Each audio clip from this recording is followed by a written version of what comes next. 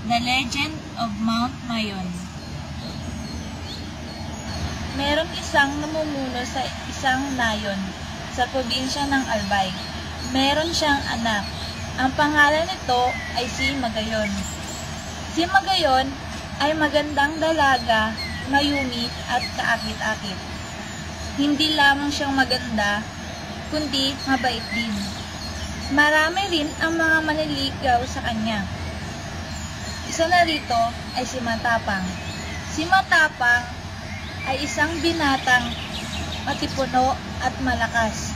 Ngunit anak lamang siya ng isang mandirigma ng namumuno. Ngunit hinadlangan ito ng ama ni Magayon.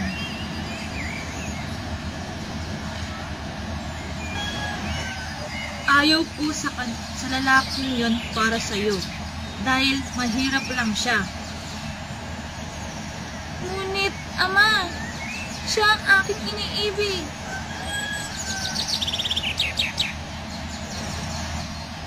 Meron pang isang manliligaw si Magayon. Ito ay si Maraot. Si Maraot ay anak ng isang namumuno din sa ibang nayon. Siya ay mayabang at mapagmataas. Si Maraot ang gusto ko para sa iyo dahil mayaman ang pamilya niya. Ngunit ayaw ko sa kanya, ama.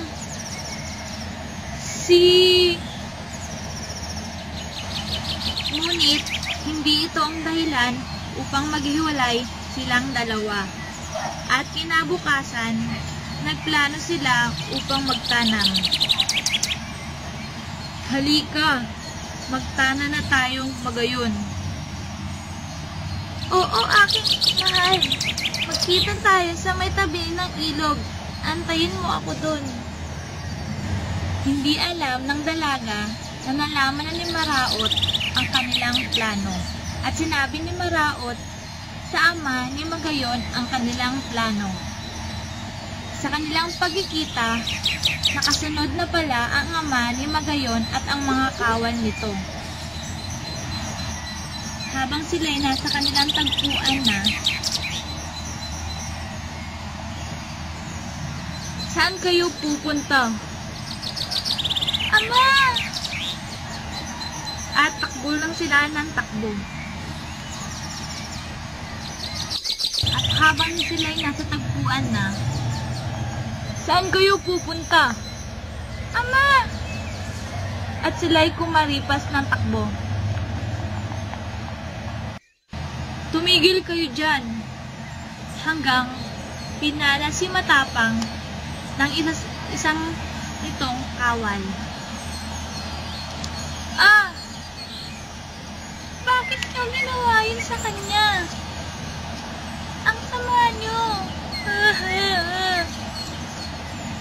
At mabilis na binawian ng buhay si Matapang.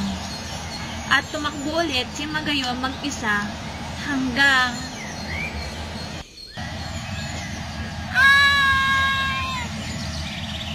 bigla itong napahiga at namatay dahil sa lason.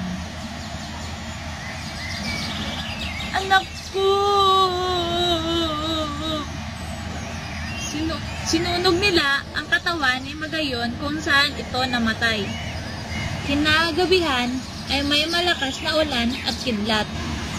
Kinaumagaham, pupunta ako sa lugar kung saan namatay si Magayon. Pagdating niya doon, ay nakita niya ang isang bulkan na perfect cone. At simula noon, ay tinawag na itong Mount Mayon, mula sa pangalan ni Magayon.